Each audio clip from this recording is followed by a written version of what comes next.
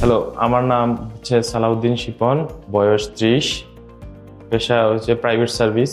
Hair free hair গ্রোথে transplant করে ওদের সার্ভিসে আমি খুবই সন্তুষ্ট।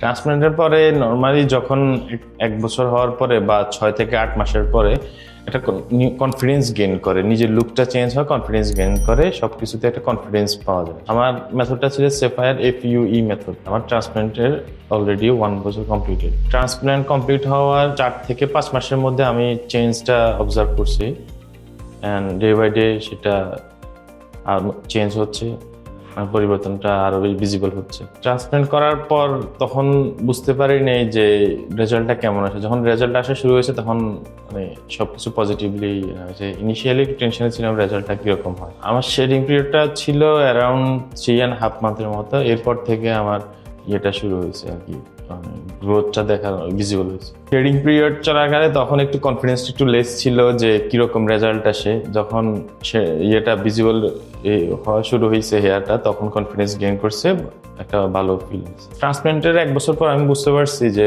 যখন হেয়ারটা ভিজিবল হয়েছে আমার লুকটা ন্যাচারালি দেখাচ্ছে, কোনো যে ট্রান্সপ্লান্ট যে করা হয়েছে এরকম কিছু বোঝা যায় না। হেয়ার ট্রান্সপ্লান্টের সবচেয়ে চ্যালেঞ্জিং টাইমটা বা পিরিয়ডটা থাকে হচ্ছে ট্রান্সপ্লান্টের শুরু থেকে প্রথম 10 দিন।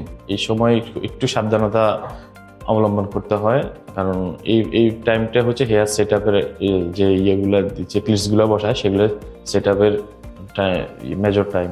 ট্রান্সপ্লান্ট করার পরে আমি নর্মাল ডক্টররা যে সাজেশন দিয়েছিল আমি ওই সাজেশনটা প্রপারলি মেনটেন করার চেষ্টা করছি। দেন আমি ওরকম কোনো ইয়েতে ফেস করিনি, ডিফিকাল্টিস ফেস করিনি।